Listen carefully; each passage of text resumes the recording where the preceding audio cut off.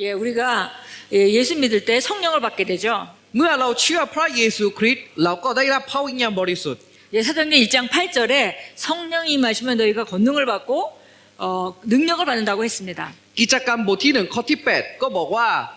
เมื่อพระวิญญาณบริสุทธิ์เข้ามานะครับเราได้รับฤทธานุภาพนะครับ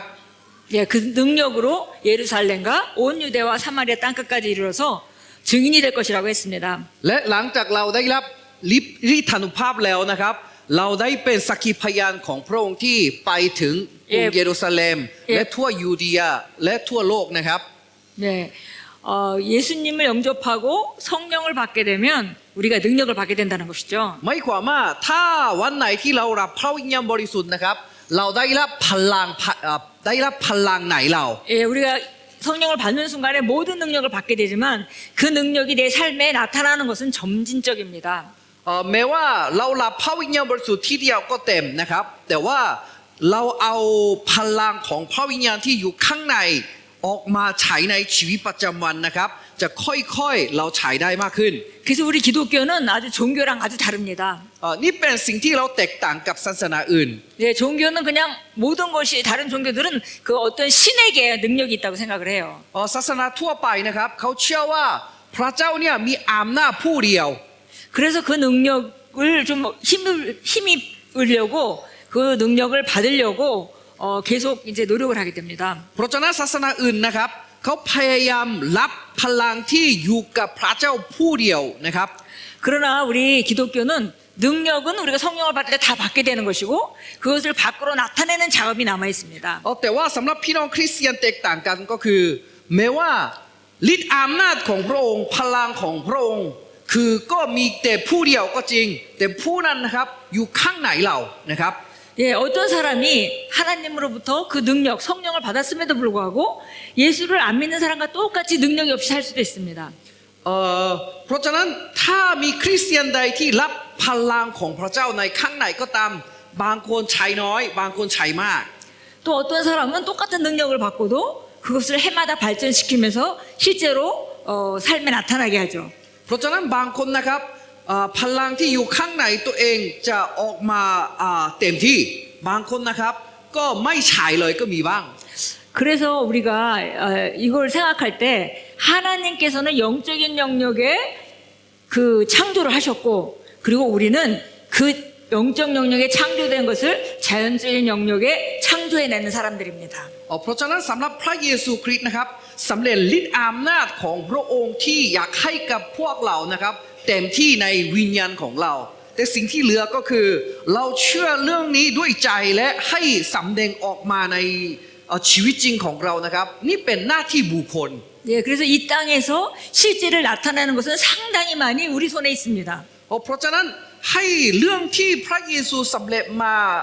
ให้ออกมาเป็นชีวิตจริงเรานะครับไม่ใช่อยู่ในมือของพระเจ้าเท่านั้นอยู่ในมือของคุณด้วยเช่นกัน 예, 복음을 받아들이고 거듭나고 성령을 받았다면 누구든지 자기의 미래를 바꿀 수 있는 능력이 있는 것입니다.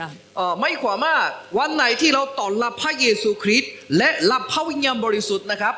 เรามีฤทธิ์อำนาจของพระองค์ที่เปลี่ยนสถานการณ์ชีวิตของตัวเองนะครับอยู่กับทุกคนเลย 예, 우리가 예수님을 믿고 성령을 받을 때 모두 다 능력을 받았습니다. เมื่อเราเชื่อพระเยซูคริสต์ทุกคนก็ได้รับฤทธิ์อำนาจของพระเจ้าในตัว 그러나 그 능력을 나타내는 것은 각자 지금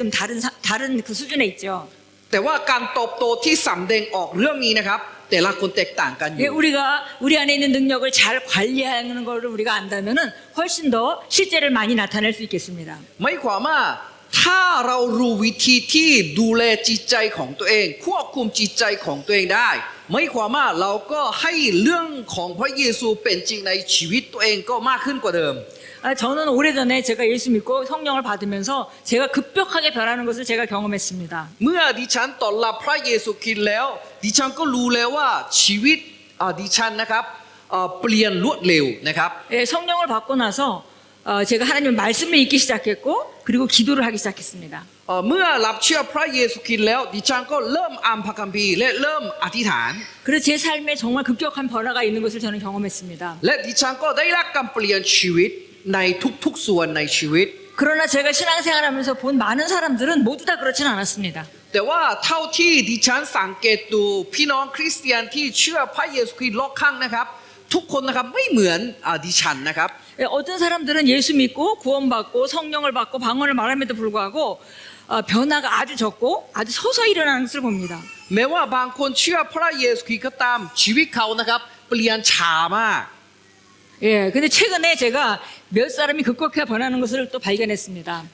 แต่ว่าจะช่วงนี้นะครับดิฉันเห็นชีวิตบางคนที่เปลี่ยนรวดเร็วนะครับ 제가 언젠가 간증했는 것 같은데요. ดิฉันก็มีโอกาสเป็นพยานขังหนึ่ง 저희 엄마는 한 60이 넘어서 예수를 믿게 됐습니다. คุณแม่ของดิฉันนะครับเชื่อพระเยซูช่วงอายุ65 ปีกว่า 근데 워낙에 열심인 사람이었어요. แต่ว่าคุณแม่ดิฉันนะครับเป็นคนที่ตั้งใจใช้ชีวิต 예수 믿자마자 교회 예배란 예배는 다 참석했고요. เชื่อปุ๊บเขาก็ไปนมัสการ 뭐 시간만 나면 성경을 읽었고 ถ้ามีโอกาสมีเวลาตั้งใจอ่านพระคัมภีร์ 집에서 혼자 예배드리고 그렇게 아주 충성스럽게 하는 사람이었습니다. เป็นอธิษฐานในบ้านทุกวัน 그래서 몇 년이 지났는데도 제가 볼 때 변화가 별로 보이질 않는 거예요. แต่ว่าแม้ว่าคุณแม่รับเชื่อพระเยซูนานขนาดไหนก็ตามชีวิตคุณแม่นะครับไม่มีการอะไรเปลี่ยนไป 방언을 받았지만 방언이 이렇게 같은 음절을 계속하는 그런 방언을 하고 있었습니다. แม้ว่าคุณแม่รับพระวิญญาณบริสุทธิ์และพูดภาษาแปลกๆก็ตามคุณแม่นะครับไม่มีอะไรที่เปลี่ยนมากในชีวิต 그러니까 재미가 없으니까 방언을 많이 하진 않았어요. คุณแม่เองก็ไม่สนุกกับพูดภาษาแปลกๆก็เลยคุณแม่ก็ไม่ค่อยพูดภาษาแปลกๆมากด้วย 그렇게 열심히 신앙생활 하는데 여전히 삶에 대해서 걱정하고 แต่แม้ว่ายังไงก็ตั้งใจใช้ชีวิตเหมือนผู้เชื่อก็ตาม 말도 변하지 않고 사람 얼굴도 변하지 않는 겁니다. การพูดคุณแม่ก็ไม่มีการเปลี่ยนชีวิตจริงของแม่ก็ไม่มีการเปลี่ยนอะไรสักอย่าง 그래서 제가 너무 의아했어요. ดิฉันก็สงสัยนะครับ 그래서 제가 주님께 물었습니다. เพราะฉะนั้นดิฉันถามกับพระองค์ว่า 우리 엄마는 저렇게 열심히 신앙생활하는데 왜 저렇게 변하지 않을까요? ทำไมคุณแม่ดิฉันตั้งใจเชื่อพระเยซูขนาดนั้นทำไมไม่มีการเปลี่ยนครับ 그리고 제가 혹시 나이가 너무 많아서 안 되는 건가 이런 생각을 했습니다. ก็เลยดิฉันก็คิดว่าคุณแม่เนี่ยเพราะมีอายุมากหรือเปล่า 그러나 곧 제가 그게 진리가 아니라는 걸 알았어요. แต่ว่าดิฉันนะครับอีกไม่นานรู้แล้วว่ามันไม่ใช่เป็นความจริง 하나님의 말씀의 진리는 5살짜리에게도 진리고 10살짜리에게도 진리고 70, 80 먹은 사람에게도 진리입니다. สำหรับความจริงของพระองค์นะครับความจริงสำหรับอายุ5 ขวบความจริงสำหรับอายุ55ความจริงอายุสำหรับ85ด้วย 그리고 진리는 우리를 자유케 합니다. แล้วก็ความจริงนั้นนะครับทำให้ท่านทั้งหลายเป็นไทยด้วย 그래서 하루는 기도를 하는데 하나님께서 한 상을 보여주셨어요. แต่วันหนึ่งนะครับดิฉันอธิษฐานพระองค์ก็เปิดเผยให้ดิฉัน 환상 중에서 우리 엄마는 저에게 무슨 말을 열심히 하고 있었습니다. ในฝันนะครับคุณแม่พยายามพูดอะไรสักอย่างกับดิฉัน 근데 저는 그 말을 알아들을 수가 없었어요. แต่ดิฉันไม่สามารถเข้าใจสิ่งที่แม่พูดได้ในฝัน 자세히 보니까 입에다 뭘 2개 물고 있는 거예요. ดิฉันก็ตั้งใจมองเห็นว่าทำไมสิ่งที่แม่พูดไม่ได้ยิน ก็เลยรู้ว่าแม่กัดอะไรบางอย่างในปาก 마치 구슬 같은 걸 2개 물고 있었습니다. 네. 구슬 같은 걸 2개 물고 แม่ 있었습니다. นะครับมีอะไรองค์กลมรูปองค์กลมนะครับอะไรนะติดในปาก 그러니까 아무리 말을 해도 내가 못 알아듣는 ก็ 거예요. เลยแม่พยายามพูดแต่ดิฉันไม่สามารถฟังได้เลย 제가 환상을 보고 나서 깨달았습니다. หลังจากดิฉันฝันแบบนี้แล้วนะครับเข้าใจว่า 우리 엄마가 말하는 말에 뭔가 문제가 있구나. สำหรับแม่เนี่ยมีปัญหาในการพูด 항상 예수 믿고 나서 그렇게 신앙생활 열심히 하면서도 염려하는 말이 끝이지 않았어요. เพราะว่าสำหรับแม่นะครับตั้งใจเชื่อพระเยซูพยายามทำสิ่งที่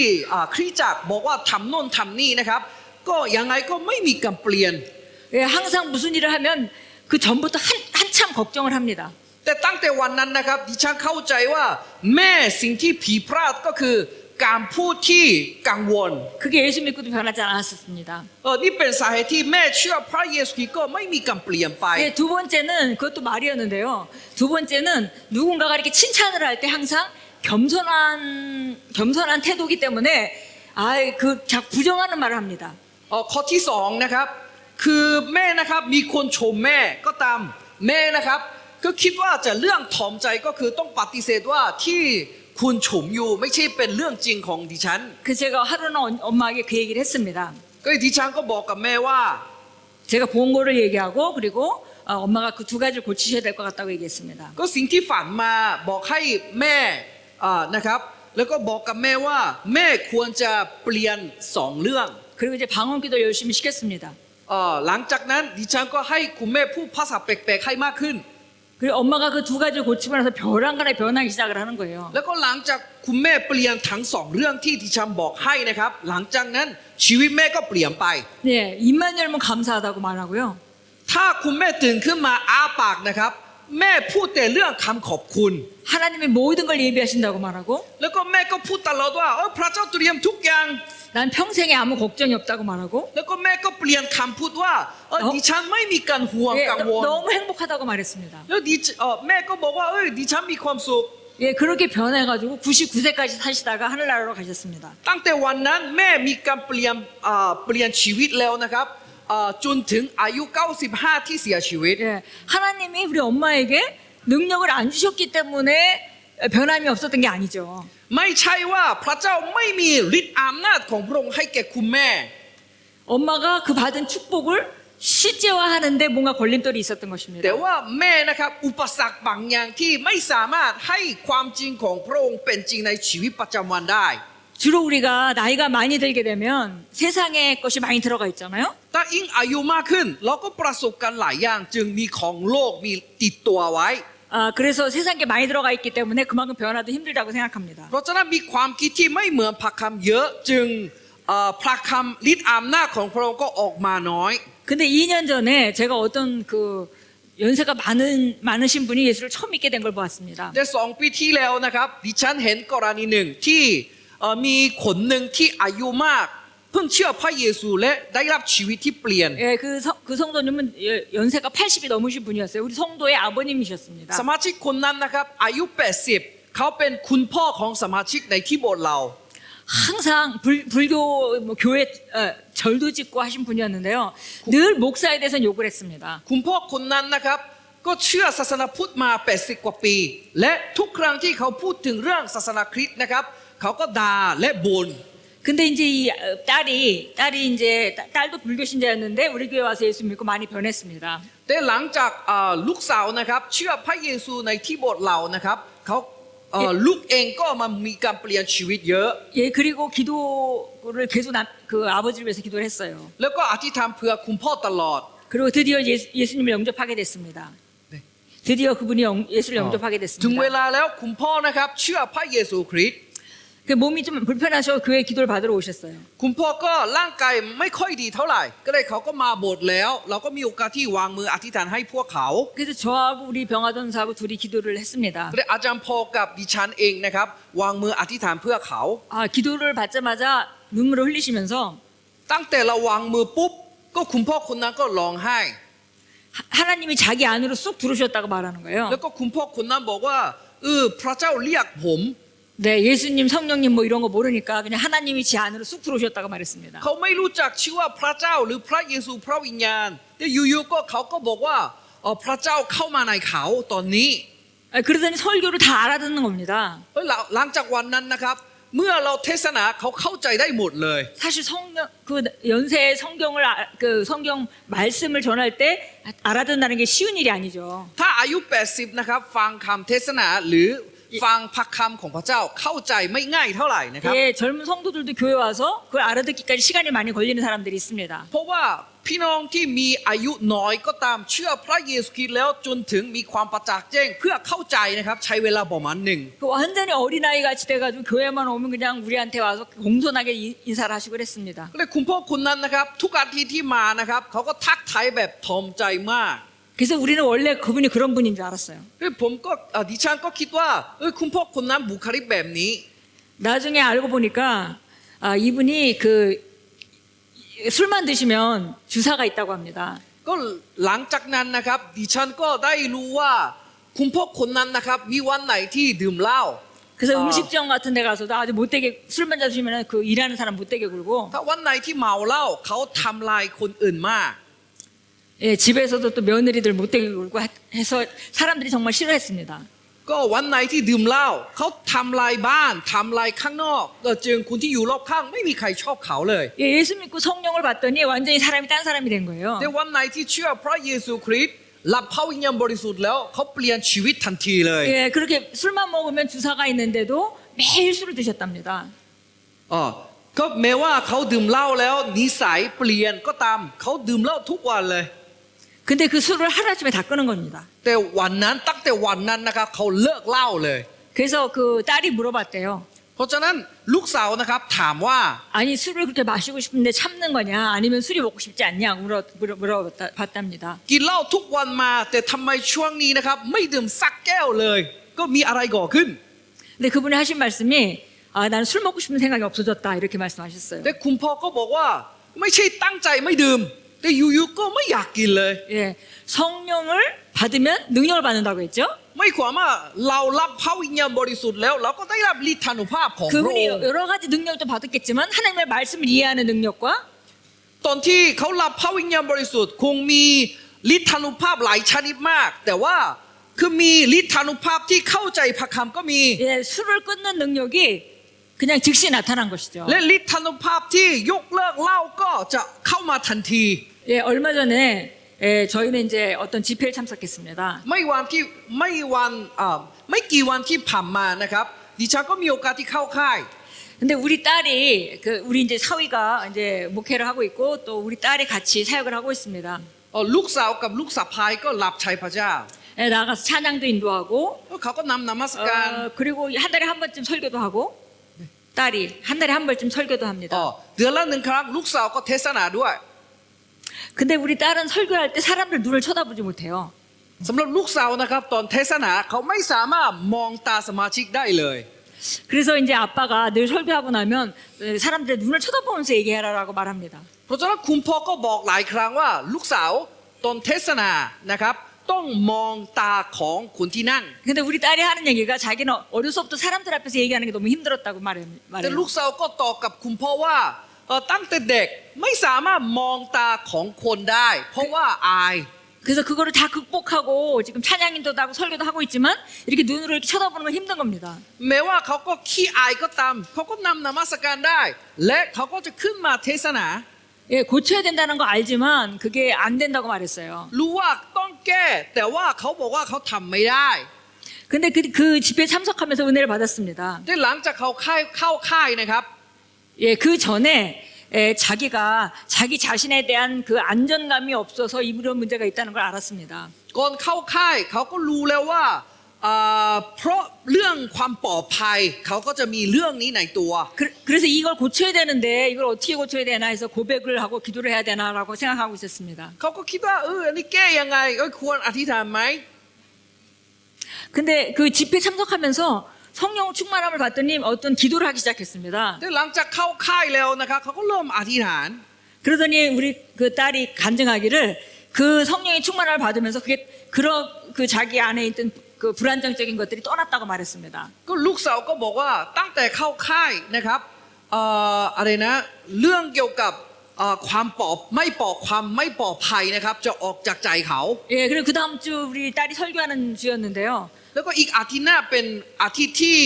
ลูกสาวต้องเทศนา 예, 이런 간증을 하면서 사람들 눈을 잘 쳐다보고 있었습니다. ตั้งแต่วันนั้นไปนะครับลูกสาวดิฉันก็มองตาสมาชิก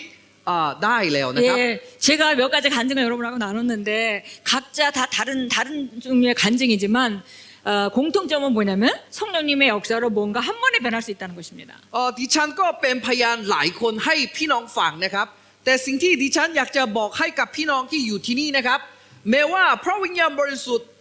ก็จะอยู่กับพี่น้องก็เหมือนกันแต่ว่าหลายเรื่องนะครับเราสามารถเปลี่ยนทันทีได้ด้วย 예, 성경이 말한 성령이 임하시면 너희가 권능을 받는다, 능력을 받는다 한 능력이 여러분 안에 있습니다. ไม่ความว่า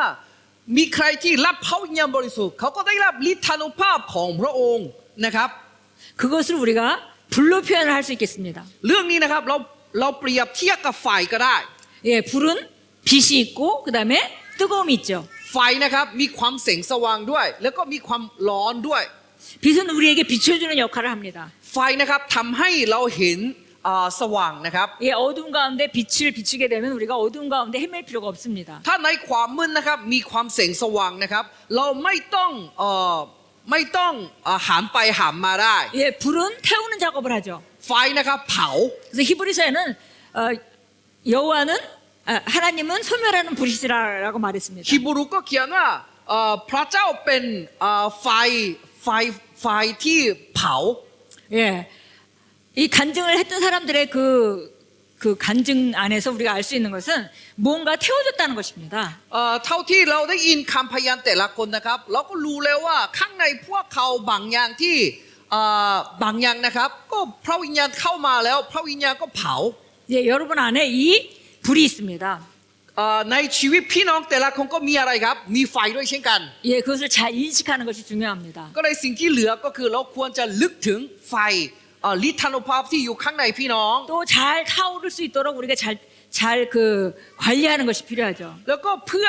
ใช้เรื่องนี้เต็มที่นะครับ เราควรจะดูแลและคุมด้วย 우리는 그리스도 안에서 거듭나서 이제 하나님의 나라를 우리가 상속받은 자입니다. เราเป็นผู้ที่ได้รับมรดกแผ่นดินสวรรค์เมื่อเราหลับเชื่อพระเยซูคริสต์เจ้า 예, 우리는 오늘 죽어도 천국을 가게 되죠. สมมุติว่าเราวันนี้เสียชีวิตไปก็ตามเราก็ไปสวรรค์ทันที 그런데 하나님께서 우리를 천국으로 데려가지 않으시고 이 땅에 두셨습니다. แต่ว่าพระองค์ไม่พาไปแผ่นดินสวรรค์ทันที พระองค์ยังให้ทุกท่านนะครับอยู่ที่นี่ 이 땅에서 뭔가 할 일이 있다는 것입니다. เพราะว่ามีบางอย่างที่พระเจ้าอยากให้เราอยู่ที่นี่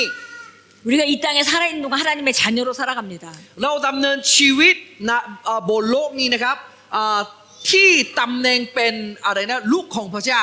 첫 번째는 우리가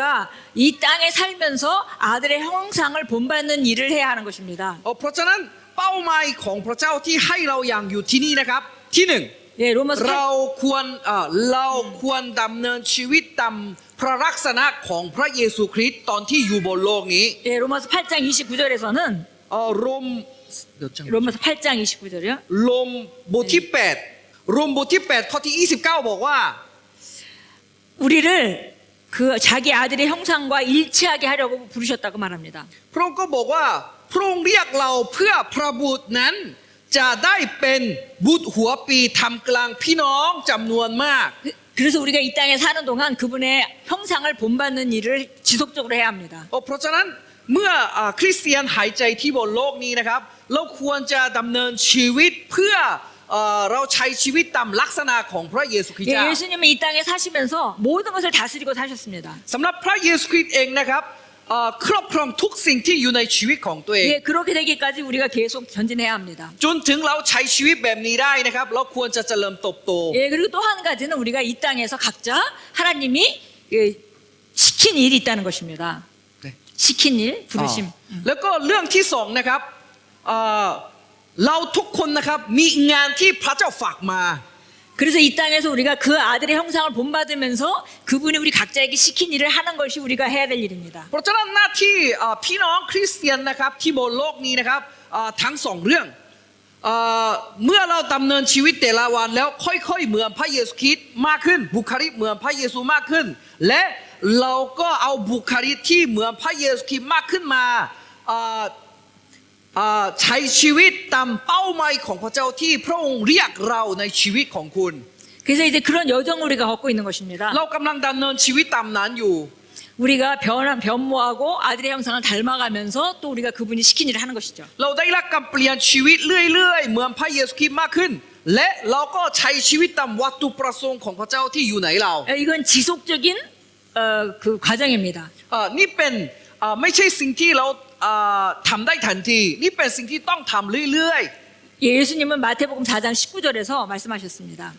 มาธิวบทที่4ข้อที่19พระเยซูบอกว่า 나를 따라오너라 내가 너희를 사람 낚는 어부가 되게 할 것이다. ตามเรามาเราจะให้ทุกท่านเป็นชาวประมงนะครับ 예, 이것은 우리가 주님을 따라가면서 계속 변한다는 것이죠. ก็บอกว่าเราจะตั้งท่านให้เป็นผู้หาคนดังหาปลา 그래서 이제 사람 낚는 사람이 되어지는 것입니다. ก็ไม่ความว่าให้คนจำนวนมากนะครับตามหาพระเยซู 예, 마태복음 11장 29절에서는 มาธิวบทที่11ข้อที่29 내 멍에를 베고 나에게서 배우라고 말했습니다. พระองค์ก็บอกว่าเบกเอกของเราและติดตามเรามา 그러니까 주님과 동행하는 삶을 살면서 그분께 배우는 것이죠, 계속. ไม่ความว่าการดำเนินชีวิตคริสเตียนก็คือเราเรียนจากพระเยซูเรื่อยๆไป 예, 갈라디아서 4장 19절에서는 แล้วคาลาเทียบทที่4ข้อที่19นะครับ 너희 안에 그리스도가 다시 형성될 때까지 내가 해산을 하는 수고를 다시 한다고 말했습니다. จนถึงพระลักษณะของพระเจ้าสำเร็จในภายในท่านเปาโลก็บอกว่าเขาตั้งใจรับใช้ปรนนิบัติพี่น้อง 예, 그러니까 사도 바울이 누군가를 전도하기 위해서 정말 산고를 치르는 그런 기도를 했습니다. เปาโลนะครับเขาตั้งใจประกาศข่าวประเสริฐกับพี่น้องจำนวนมาก และจนถึงพวกเขาโตขึ้นนะครับเขาก็ใจราคาที่สูงมาก 근데 이제 그 사람이 예수를 믿게 됐는데 이제 다시 그 사람 안에서 그리스도가 형성되도록 다시 산고를 치러야 된다고 말했습니다. เพราะฉะนั้นเปาโลก็บอกว่าเพื่อท่านรับเชื่อพระเยซูคริสต์ก็ผมตั้งใจมาก แต่เพื่อท่านบุคลิกเหมือนพระเยซูคริสต์มากขึ้นก็ตามผมก็จะตั้งใจมากด้วยเช่นกัน 예, 로마서 12장 2절도 말하죠. แล้วก็โรมบทที่12ข้อที่2ก็บอกไว้นะครับ 네, 우리 그리스도인은 이 세상과 일치하면 안 됩니다. ก็คริสเตียนนะครับไม่ควรคิดตามโลกนี้นะครับ 예, 생각을 새롭게 해야 돼요. เราควรจะได้รับการเปลี่ยนจิตใจใหม่ 그러면서 변화가 일어나게 됐죠. งั้นเราก็จะมีการเปลี่ยนชีวิต 그 변화가 일어나면 하나님의 뜻대로 살아갈 수 있다는 것입니다. ถ้าเรามีการเปลี่ยนชีวิตนะครับไม่ความว่าเรากำลังใช้ชีวิตตามวัตถุประสงค์ของพระเจ้าอยู่ 예, 우리는 생각을 바꿔야 하는 것입니다. ไม่ความว่าเราควรจะเปลี่ยนความคิดเรา 그러면서 변화가 일어나죠. จากที่นั่นนะครับมีการเปลี่ยนชีวิต 그래서 하나님은 우리가 그 변화를 일으키길 원하십니다. เพราะฉะนั้นพระองค์อยากให้เราเปลี่ยนชีวิตเรา 우리가 예수를 믿을 때 의롭게 되는 것은 그냥 구원받음으로 의롭게 되었습니다. เมื่อเราต้อนรับพระเยซูคริสต์นะครับเราได้เป็นผู้ชอบธรรมของพระองค์ทันที ด้วยความเชื่อ 예, 그러나 의롭게 살아가는 것은 우리가 해야 될 일이 있습니다. แต่ว่าเราดำเนินชีวิตเหมือนคุณชอบธรรมนะครับนี่เป็นสิ่งที่เราต้องทำ 예, 예수 믿는 사람과 예수 믿지 않는 사람은 달라야 하죠. ชีวิตพระเยซูคริสต์คนที่เชื่อพระเยซูคริสต์กับคนที่ไม่เชื่อนะครับควรจะแตกต่างกัน 예, 예수 믿는 순간에 우리가 의롭게 되었지만 เมื่อเราเชื่อพระเยซูเราได้เป็นคนชอบธรรมทันทีก็ตาม 의로운 삶을 살아가는 것은 이제 우리가 하나하나 말씀을 따라 우리를 변화시켜 가야 되는 것입니다. คนชอบธรรมนั้นควรจะดำเนินชีวิตเหมือนผู้ชอบธรรมนะครับนี่เป็นสิ่งที่เราต้องทำเรื่อยๆไป 그렇다면 우리가 그리스도 안에서 우리가 누구인지 정체성을 잘 알아야 합니다. เพื่อทำจุดนี้ได้นะครับเราควรจะรู้ตัวเองว่าคริสเตียนเป็นใครในพระเยซู 그래서 하나님의 말씀으로 늘 우리 정체성을 새롭게 해야 되는 เพ 것입니다. ราะฉะนั้นเอาพระคำของพระเจ้ามาเราควบคุมจิตใจของเรา 그러면서 성령님이 우리 안에 거주하시는 그분과 함께 계속 동행하는 삶을 살아갑니다. และเราดำเนินชีวิตด้วยกับพระวิญญาณที่อยู่ข้างในเรากับพระคำนี้ 예, 늘 그분과 교통하죠. เราสื่อสารกับพระวิญญาณที่อยู่ข้างใน 그래서 เรา 우리가 하나하나 고쳐가는 ใช่ 것입니다. เราค่อยๆเปลี่ยนสิ่งที่อยู่ข้างในเราเหมือนพระคำมากขึ้น 예, 옛날 같으면 누군가가 나에게 잘못했을 때 내가 하는 방식이 있었을 겁니다. สมมุติถ้ามีคนที่ตั้งใจทำผิดต่อเรางั้นเราก็มีบางอย่างที่ตอบสนองให้กับพวกเขา 그러나 이제는 우리가 그리스도의 명령을 따라 우리가 그를 용서해주고 แต่ว่าตั้งแต่นี้ไปนะครับเราก็รู้ว่าพระเจ้าต้องการอะไร และผู้ชอบทำอะไรได้งั้นเราตัดสินใจอภัย 또 ให้เขา 축복해줍니다. 또 축복해줍니다. มากกว่านั้นเราก็อวยพรเขาต่อ 그렇게 우리가 하나하나 변모되어 가는 것이죠. แสดงว่าเราค่อยๆเปลี่ยนตามน้ำไป 이런 과정 가운데 우리가 있습니다. เราคริสเตียนนะครับอยู่ในระยะเดินทางนี้ 예, 이런 과정 가운데 우리 안에 있는 그 불이 빛과 그 다음에 그 불의 역할을 하는 것입니다. เพราะฉะนั้นความแสงสว่างที่อยู่ข้างในเราที่พระเยซูสำเร็จมานะครับจะทำหน้าที่นั้นเลยนะครับ 예수님은 우리를 세상의 빛이라고 말씀하셨습니다. พระเยซูคริสต์ก็บอกว่าท่านทั้งหลายเป็นแสงสว่างของโลก 예, 예수님 요한복음 9장 5절에서는 나는 세상의 빛이라고 말하셨어요. โยมบทที่9ข้อที่5ก็บอกว่าพระองค์เป็นแสงสว่างนะครับ 예, 내가 세상에 있는 동안은 세상의 빛이다 그렇게 말씀하셨죠. พระเยซูบอกว่าเท่าที่พระองค์อยู่บนโลกนี้นะครับพระองค์ก็บอกว่าข้าพเจ้าเป็นแสงสว่างของโลก 그러나 예수님은 이 세상의 생을 마치시고 이제 이 세상을 떠나셔야 했습니다. หลังจากพระเยซูคริสต์นะครับสำเร็จการงานของพระเจ้าที่ฝากไว้พระเยซูนะครับพระองค์ก็ต้องออกจากโลก 예, 마태복음 5장 14절에서 너희는 세상의 빛이라라고 จาก 말씀하십니다. นั้นไปมาทิวบทที่5ข้อที่14บอกว่าท่านทั้งหลายเป็นแสงสว่างของโลก 예, 산 위에 있는 성읍이 숨기지 못할 것이다. เพราะฉะนั้นเมืองที่อยู่ใต้ภูเขานั้นไม่สามารถซ่อนความแสงสว่างในเราได้ 예, 만약에 산 위에 마을이 있어서 집집마다 불을 켜고 있으면 그 숨겨질 수가 없죠. ถ้าบนภูเขานะครับ มีหมู่บ้าน แล้วก็ในหมู่บ้านนั้นจะมีแสงนั่นจะไม่สามารถซ่อนได้เลย 예, 우리 마태복음 5장 14절 16절 같이 한번 ก็เรา 읽어볼까요? จะอ่านมาธิวบทที่5นะครับมาธิวบทที่5ข้อที่14นะครับเราจะอ่านด้วยกันนะครับ1 2 3ท่านทั้งหลายเป็นความสว่างของโลกนครซึ่งอยู่บนภูเขาจะถูกปิดบังไว้ไม่ได้เอเมน 아멘. 예. 우리 빛이 사람들에게 비치게 16절 읽으셨나요? 아직 안 읽었어요. 16절. ข้อที่16ก็อ่านด้วยกันนะครับ1 2 3ทำนองเดียวกัน พวกท่านจงส่องสว่างแก่คนทางปวง เพื่อว่าเมื่อเขาทั้งหลายได้เห็นความดีที่ท่านทำพวกเขาจะได้สรรเสริญพระบิดาของท่านผู้สถิตในสวรรค์เอเมน 네, 그래서 우리 빛이 사람들에게 비치게 하라고 말하고 있습니다. ที่นี่ก็บอกว่าจงส่องสว่างแก่คนทางปวง 그럼 그 빛이 비쳤는지 어떻게 알 수 있을까요? เรารู้ได้ยังไงว่าเราส่องสว่างอยู่ 예, 우리 선행을 본다는 것입니다. ก็ส่องสว่างไม่ความว่าพวกเขานะครับเห็นการทำดีของเรา 그 빛이 내가 선행을 하게 만들었죠. ความแสงสว่างที่อยู่ข้างในเรานะครับทำให้เราส่องความแสงสว่างผ่านทางการทำดี 여기 세상 사람들은 우리 안에 있는 빛을 보지 못하지만 우리의 선한 행동을 보고 하나님께 영광을 돌리게 되는 것입니다. คนที่อยู่บนโลกนี้นะครับไม่สามารถเห็นความแสงสว่างนั้นได้ แต่เขาเห็นการกระทำของเราแล้วเขาก็จะเห็นความแสงสว่างที่อยู่ข้างในเรา 하나님께서 여러분을 통해서 일하실 수 있게 되는 것입니다. ไม่ความว่าพระเจ้าสามารถทำงานผ่านทางชีวิตคุณ 예, 그렇게 하려면 여러분이 그 안에 있는 그 능력을 인식해야 합니다. ถ้าเราอยากจะทำแบบนี้นะครับเราควรจะลึกถึงฤทธิ์อำนาจของพระเจ้าที่อยู่ข้างในตัวเอง 예, 성경은 이 영광이 우리 안에 있다고 말합니다. พระคัมภีร์บอกว่าพระสิรินั้นอยู่ข้างในพี่น้อง 예, 영광이 빛이죠. พระสิริคือความแสงสว่างนะครับ 예, 에베소 3장 16절 한번 보겠습니다. เราจะอ่านเอเฟซัสบทที่3นะครับเอเฟซัสบทที่3ข้อที่16 16절부터 몇 절까지? 네, 16절부터 20절까지. 아, 네. 예.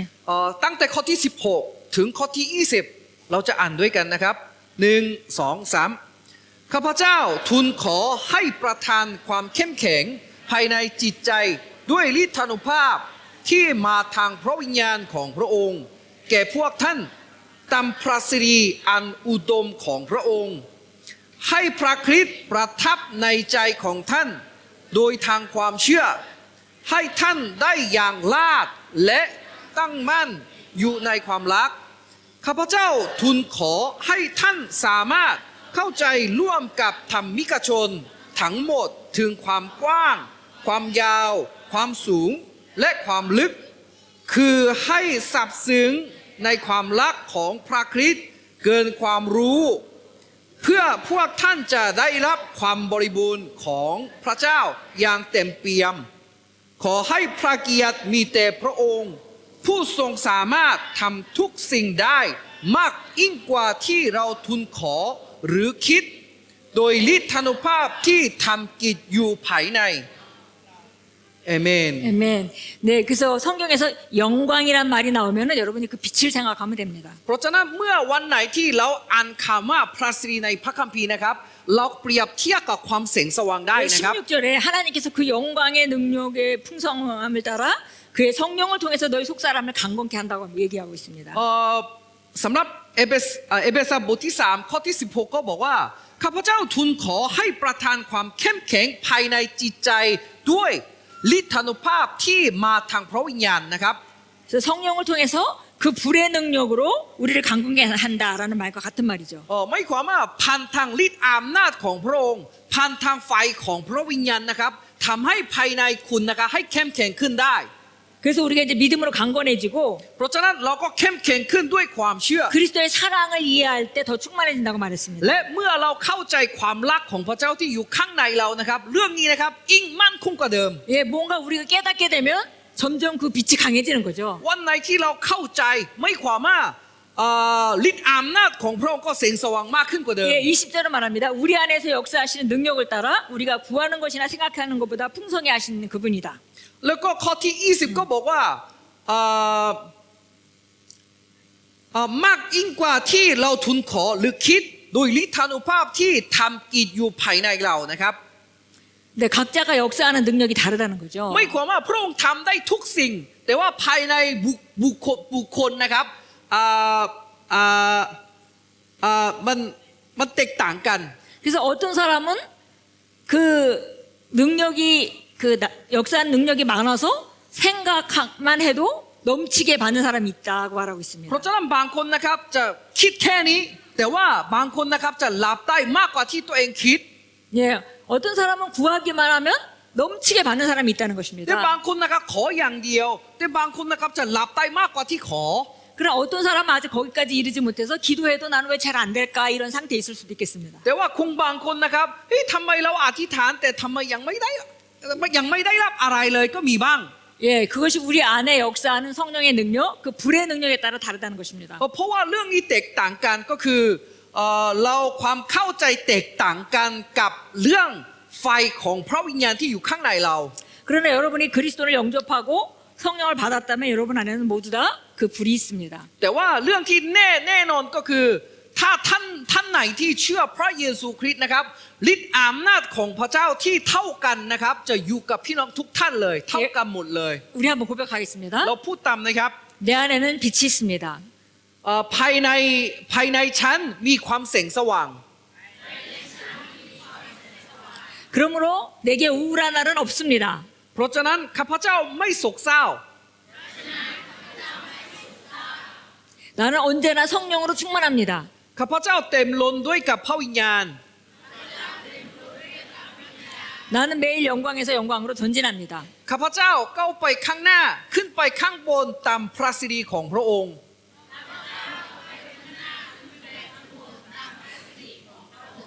나는 매일 능력에서 능력으로 전진합니다. ข้าพเจ้าก้าวไปจากพระสิริสู่พระสิริ 나는 매일 증가하는 영광으로 전진하고 있습니다. ข้าพเจ้าก้าวไปตามพระสิริที่มีการก้าวหน้าเสมอ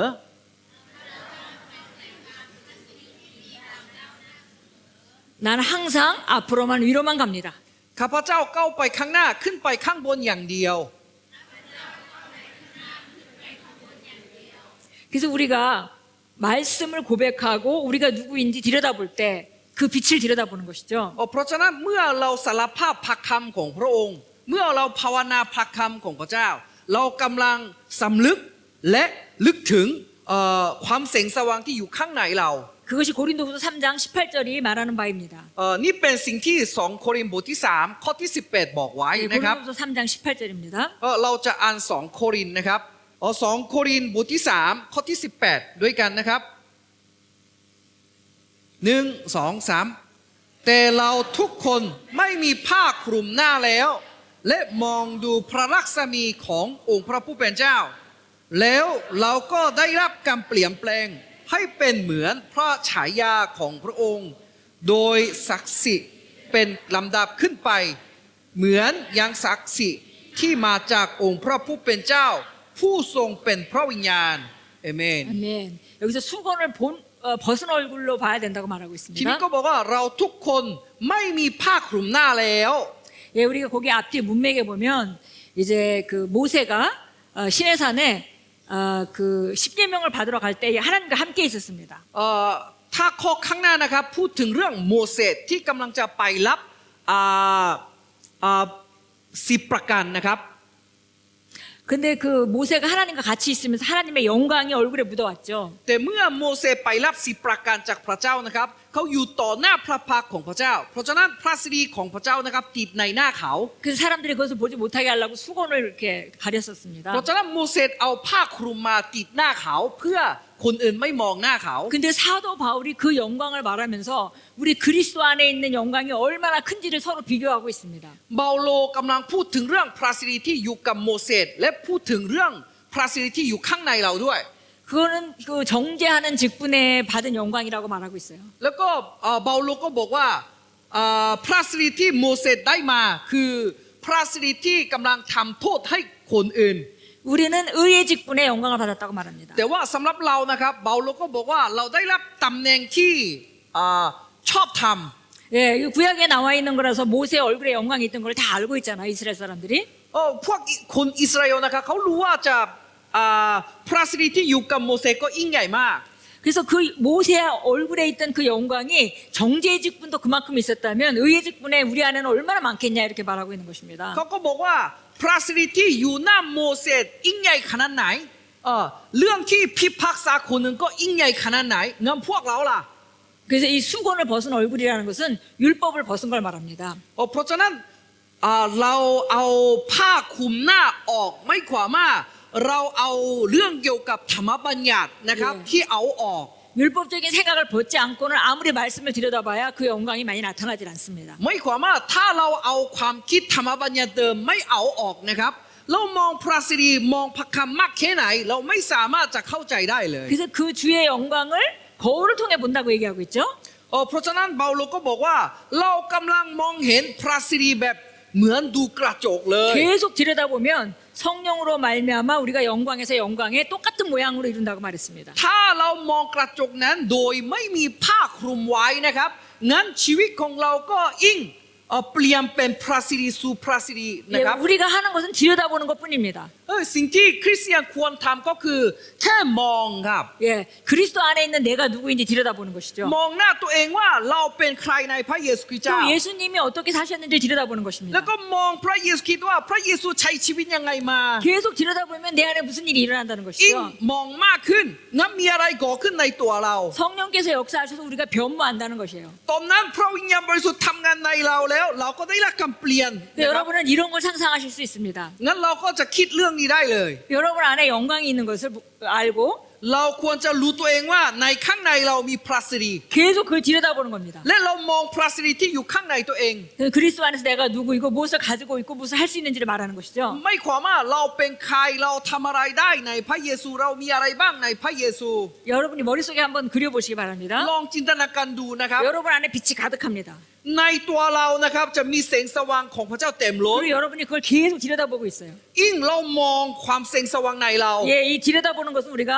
그리스도 안에서 내가 누구인지를 계속 고백하는 것입니다. ยิ่งมองไม่ความว่าเรากำลังภาวนาและสารภาพพระคำของพระเจ้าว่าเราเป็นใครในพระเย 계속 ซู 들여다보니까 어느새 그 영광이 내 얼굴에 다 묻었어요. 내 옷에 다 묻었어요. ยิ่งมองพระสิริที่อยู่ข้างในเราแล้วนะครับพระสิรินั้นนะครับติดหน้าเราเลย 그래서 영광이 가득한 자가 됐습니다. เพราะฉะนั้นเรากลายเป็นคนที่พระสิริเต็มหน้าเลย 예, 그걸 말하고 있는 และ 것입니다. กำลังพูดถึงเรื่องนี้อยู่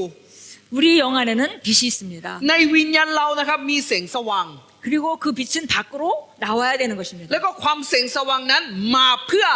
สองสว่าง 예, 그것이 안에 있지만 안에 있다는 걸 모르게 되면 그걸 활용할 수가 없죠. ถ้าแสงสว่างนั้นแม้ว่าอยู่ข้างในเราก็ตามถ้าไม่รู้ตัวนะครับไม่สามารถใช้ได้เลย 그 영광이 있다는 걸 알고 이것을 잘 다뤄서 우리가 잘 그 관리를 하게 되면 더 많이 활용할 수가 있습니다. ถ้าเรารู้ว่าพระสิรินั้นอยู่ข้างในเราแล้วฝึกใช้นะครับก็สามารถใช้ได้มากขึ้นกว่าเดิม 예, 그 영광은 점점 밖으로 많이 나타나게 되어 있죠. ไม่ความว่าพระสิริของพระเจ้านั้นจะออกมาลำดับขึ้นไปเลย 우리가 계시가 하나 일어날 때마다 그 빛은 점점 밖으로 나옵니다. ยิ่งมีความประจักษ์แจ้งเรื่องนี้นะครับพระสิริของพระองค์ก็ยิ่งมากขึ้นกว่าเดิม 우리가 말씀을 믿음으로 선택하고 움직일 때마다 그 빛은 점점 그 강하게 나타납니다. ยิ่งเราพูดต่ำนั้นนะครับความแสงสว่างนั้นนะครับส่องสว่างมากขึ้นกว่าเดิม 그러니까 우리가 신앙생활을 하면서 하나님의 말씀으로 우리가 계시가 증가하고 우리가 믿음으로 살고 하는 과정 가운데 우리가 모두 있기 때문에 이것은 점점 증가할 수밖에 없다는 것입니다. เพราะฉะนั้นการดำเนินชีวิตของคริสเตียนนะครับทำเรื่องนี้เรื่อยๆไปจึงชีวิตของเรานะครับส่องสว่างมากขึ้นเรื่องเป็นอัตโนมัติถ้าตามด้วยความถูกต้อง 예, 줄어들 수가 없어요. 이건 늘기만 하는 것입니다. มันนี่เป็นสิ่งที่เพิ่มขึ้นเท่านั้นไม่มีวันที่หน่อยลง 그래서 잠언서 4장 18절에는 의인의 길은 빛나는 해와 같이 점점 더 밝아진다고 말하고 있습니다. เพราะฉะนั้นสุภาษิตบทที่4ข้อที่18บอกว่าชีวิตของผู้ชอบธรรมเหมือนแสงอรุณเพราะว่ามีแต่ขึ้นอย่างเดียว 우리 안에 있는 빛을 그 염두에 두고 마음에 두고 이사야서 60장 1절은 일어나서 빛을 비추라고 말합니다. เพราะฉะนั้นอิสยาห์บทที่60ข้อที่1ก็บอกว่าจงลุกขึ้นเพราะว่าความแสงสว่างนั้นอยู่เข้ามาในเรา 예, 이는 내 빛이 왔고 주의 영광이 내 위에 솟아났습니다. เพราะฉะนั้นจากอิสยาห์บทที่60ข้อที่1ก็บอกว่าตอนนี้แสงของพระเจ้าเข้ามาในเรา 예, 여기에 재밌는 표현이 있습니다. ทีนี้นะครับมีเรื่องที่มหัศจรรย์ก็ 예, คือ 주의 영광이 내 위에 그냥 임했다고 말하지 않고 เขาไม่ใช่บอกว่าความแสงสว่างของพระองค์ไม่ใช่บอกว่าประทับใน 내 ตัวเขานะครับ 위에 솟아났다고 말합니다. เขาบอกว่าจะเขาพลุงขึ้นออกมาจากเขา 예, 안으로부터 솟아난 거죠. ไม่ความว่าความแสงสว่างไม่ใช่ประทับนะครับ แต่ว่าเขาจะออกมาจากภายในเขา 예, 우리 모두 안에는 정말 좋은 빛이 있습니다. เพราะฉะนั้นข้างในพี่น้องแต่ละคนนะครับมีแสงสว่างที่สวยงาม 그러나 그 빛을 나타냄이 우리 사람마다 차이가 있다는 것이죠. แต่ว่าแค่ต่างกันก็คือส่องได้มากแค่ไหนนี่เป็นบุคแต่ละคนไม่เท่า 한마디로 กัน 우리가 그리스도 안에서 내가 누구이고 무엇을 가지고 있고 무엇을 할 수 있는지에 대한 그 계시가 내 생각 안에 장착될수록 빛이 환하게 밖으로 나타나게 돼 있습니다. เรื่องนี้เกี่ยวข้องกับความคิดของบุคคลที่รู้ได้มากแค่ไหนมั่นใจมากแค่ไหนได้ว่าเราเป็นใครในพระเยซูคริสต์เจ้า 예, 몇 년 전에 케빈 제다이라는 그 목사님이 계시는데요. มีที่สหรัฐนะครับจะมีเสียพิบาลคนหนึ่งชื่อว่าแคบินเจไดนะครับ 미국 목사님이십니다. เขาเป็นเสียพิบาลที่อเมริกาคนหนึ่งนะครับ 그분이 죽었다가 살아난 간증을 하셨어요. เขาเป็นพยานเรื่องเกี่ยวกับเขาตายไปแล้วแต่ขึ้นจากตายยังไง 예, 병원에서 무슨 치료를 받다가 잠깐 죽으셨답니다. ตอนที่เขาผ่าตัดนะครับเขาตาย 그래서 자기 영혼이 쑥 빠져나갔대요. ช่วงนั้นเขาก็ประสบการณ์ว่าดวงวิญญาณของเขาออกจากร่างกายที่เขาผ่า 그 ตัดอยู่ 영혼이 이제 천장인 데서 이렇게 자기 몸을 내려다보고 있는 것이죠. แล้วเขาก็จะดวงวิญญาณเขาก็ลอยไปและเขามองร่างกายของตัวเอง 근데 신기한 것을 보았다고 말했습니다. ช่วงนั้นเขาบอกว่าเขามองเห็นสิ่งที่แปลก 자기는 이제 영혼은 빠져나가고 육체는 누워 있는데 그 육체 안에 빛이 가득했습니다. เมื่อเขาออกจากร่างกายนั้น และดวงวิญญาณของเขานะครับกำลังมองร่างกายนั้น แต่สิ่งที่แปลกก็คือร่างกายของตัวเองนะครับมีแสงสว่างมากเต็มล้นเลยข้างใน 그런데 그 빛이 밖으로 나오지 못하고 갇혀 있는 걸 봤다고 แต่ 말했습니다. เขาก็สังเกตดูว่าด้วยความแสงสว่างที่เต็มล้นด้วยข้างในเขานะครับเขาไม่สามารถออกจากร่างกายของเขาได้เลย 마치 철조끼를 입은 것 같이. 네. 철조끼를 입은 거, 철로 된 조끼. เหมือนเสื้อผ้าที่ทำจากเหล็กทำจากมังแข็งแรงนะครับ จะเหมือนเขาใส่ในร่างกายเขาจนแสงสว่างนะครับไม่สามารถส่องออกมาได้เลย 그래서 몸 안에 영광이 가득한데 철조끼 때문에 빛이 잘 나오지 못하고 구멍 뚫린 명군데서만 나오고 있었다고 합니다. เพราะฉะนั้นความแสงสว่างนะครับเขาไม่สามารถส่องออกมาได้แต่ส่องออกมาได้นิดเดียวจากเสื้อเล็กที่เขาใส่อยู่ 예, 그래서 우리가 계시가 일어날 때마다 철조끼에 구멍이 더 뚫리는 거죠, 계속. ยิ่งเรามีความประจักษ์แจ้งมากขึ้นนะครับคือในเสื้อเล็กของเราก็จะขยายมากขึ้น 우리가 하나님의 말씀과 완전히 일치되어서 그 철조끼를 완전히 벗는다고 상상해 보십시오. ลองจินตนาการดูสิครับความคิดเราความเชื่อเรานะครับเหมือนพระวจนะของพระเจ้าเต็มที่แล้วนะครับเราก็มีโอกาสที่เสื้อเล็กแล้วถอดออกเต็มที่งั้นชีวิตเราจะเป็นยังไงเล่า 예, 얼마나 강한 영광이 우리 삶에 역사할 수 있겠습니까? พระสิริของพระเจ้าที่ยิ่งใหญ่ขนาดไหนทำงานในชีวิตของเรามากได้แค่ไหนลองสังเกตดูสิครับ 빛은 하나님이 역사하시는 시스템입니다. ความแสงระบบความแสงสว่างนะครับนี่เป็นระบบของการทำงานของพระเจ้า 빛은 어둠을 비춰주고 ความแสงสว่างนะครับเขาส่องในความมืด 그 불의 열은 잘못된 것을 태웁니다. แล้วความร้อนในไฟนะครับเขาเผาด้วยที่ 만약에 ผิด 우리가 똑같은 같은 죄로 계속 또 회개하고 또 짓고 있다면 บางคนนะครับเขาทำบาปซ้ำ 그리고 계속 또 안 하려고 하지만 실패하고 있다고 걱정할 필요가 없습니다. ๆแล้วก็บางคนนะครับมาพยายามแก้แต่แก้ไม่ได้แต่ไม่ต้องห่วง 예, 하나님의 성령의 한 방이 우리를 해결해 주실 수 있습니다. เพราะว่าพระวิญญาณของพระเจ้านะครับทันทีทันใดนั้นแก้เรื่องนี้ได้เลย 예, 그걸 믿으셔야 합니다. ควรจะเชื่อเรื่องนี้ด้วย 예, 우리가 뭔가를 방향을 정하고 가려고 할 때 성령님 도와주시는 분이죠. เพราะว่าหน้าที่ของพระเจ้านะครับเมื่อเราตั้งเป้าหมายบางอย่างและกำลังไปที่นั่นอยู่พระองค์ก็จะช่วยเราสนับสนุนเรื่องที่เราตัดสินใจมา 예, 내가 노력도 안 하고 있는데 성령께서 막 고쳐주시는 게 아닙니다. แต่เราไม่ตั้งใจไม่สังเกตไม่ใช่ไม่ความว่าพระเจ้าจะช่วยได้เต็มที่นะครับ 우리가 우리 삶에서 있어서는 안 되는 것들, 하나님 보시기에 아름답지 않은 것들을 제거하려고 우리가 노력을 해야 합니다. ถ้าเราตั้งใจเอาสิ่งที่ไม่เหมือนกับสิ่งที่พระเจ้าให้พยายามเราเอาสิ่งสกปรกออกนะครับ ถ้าเราตั้งใจนั้นนะครับพระเจ้าก็ช่วยได้ 예, 그러나 그것이 자꾸 실패하는 경우에 성령님이 도와주시는 지점인 것입니다. แต่ทุกคนรู้ไหมครับ ถ้าเราล้มไปเรื่อยๆนะครับก็ใช่พระวิญญาณก็ช่วยเราได้เช่นกัน 예, 우리 안에 있는 빛이 밝을수록 사람이 변화하는 것이죠. ยิ่งข้างในเรานะครับจะแสงสว่างมากขึ้นแล้วชีวิตเราก็เปลี่ยนมากขึ้น 예, 하나님의 말씀이 장착돼서 빛이 강할수록 우리 인식이 달라집니다. ยิ่งความคิดเราเมืองพระคำแล้วนะครับความแสงสว่างในเราก็สามารถส่งออกมาได้เต็มที่เลย 인식이 달라지면 상황을 대처하는 방식이 달라지죠. ถ้าเราเปลี่ยนความคิดและส่องสว่างมากขึ้นแล้วนะครับเราก็มองสถานการณ์เราก็มองสถานการณ์ไม่เหมือนเดิมเลย 그리고 영향력이 달라집니다. แล้วก็อิทธิพลชีวิตเราก็ไม่เหมือนเดิมเลย 예, 우리가 손을 얹고 기도할 때 치유가 더 잘 일어날 것이고요. เมื่อเราวางมืออธิษฐานการรักษาโรคของพระเจ้าก็ทำงานได้ง่ายขึ้น 예, 우리가 귀신을 쫓아낼 때 귀신이 쉽게 나갈 것입니다. เมื่อเราไล่ผีก็ออกมาเยอะกว่าเดิม 예, 예수님은 아주 환한 빛으로 사신 분이시죠. 예수님은 환한 빛으로 사신 분이죠. พระเยซูดำเนินชีวิตเหมือนแสงสว่างที่สว่างมาก 그 예수님이 가시면은 귀신들이 그냥 드러났습니다. เมื่อพระเยซูไปไหนนะครับผีก็หลุดออกมาเลย 그것이 예수님 안에 있던 영광이었습니다. นี่เป็นพระสิริที่อยู่ข้างในพระเยซู 예, 우리 안에도 똑같은 영광이 있다는 เรา 것입니다. ก็มีพระสิริเช่นเดียวกับพระเยซูคริสต์ 그래서 우리가 이 안에 있는 빛을 잘 관리를 해야 되겠는데요. เพราะฉะนั้นเราควรจะดูแลพระสิริที่อยู่ข้างในเรา 예, 빛을 관리하는 것은 특별한 일은 아닙니다. วิธีการดูแลความแสงสว่างอยู่ข้างในเราคืออะไรครับ 예, 여지까지 여러분이 하던 일을 계속 하시는 것인데요. ไม่ความว่าเราทำเรื่องเดิมครับ 좀 더 효과적으로 할 수 있도록 우리가 함께 한번 복습하도록 하겠습니다. แต่ควรจะเราทบทวนดูว่างั้นเรื่องนี้เนี่ยทำให้เป็นประโยชน์ยังไง 예, 가장 먼저 방언으로 우리가 그 빛을 밝게 할 수 있습니다. ข้อแรกภาษาแปลกๆทำให้ความแสงสว่างของพระองค์ส่องออกมามากขึ้น 예, 여러분이 만약에 불을 때울 때, 예, 여러분이 불을 뗄 때 불을 잘 붙게 하려고 우리가 부채질을 하죠. ถ้าตอนที่เราอยากจะทำอาหารเราก็เอาถันมาจุดไฟงั้นเราจะทำยังไงครับ จุดไฟแล้วเราเอาผัดที่ถันใช่ไหมครับ 예, 방언이 바로 우리 안에 있는 불의 그런 역할을 합니다. ก็ภาษาแปลกๆนะครับหน้าที่นั้นเลย 그래서 여러분이 다 방언을 말하실 건데 혹시 방언 안 하시는 분이 혹시 있으실까요? วันนี้นะครับอยากจะอธิษฐานภาษาพระวิญญาณบริสุทธิ์แต่ว่าในที่นี่มีคนที่ยังไม่รับภาษาแปลกๆบ้างไหมครับช่วยยกมือขึ้นหน่อยครับใครยังพูดภาษาแปลกๆไม่เป็นโอเค 네. ขอบคุณครับ 예, 이번에 꼭 방언을 받고 가시기 바랍니다. ใครครั้งนี้นะครับควรจะรับพระวิญญาณบริสุทธิ์นะครับ 예, 이것은 하나님이 주시는 기도 언어입니다. นี่เป็น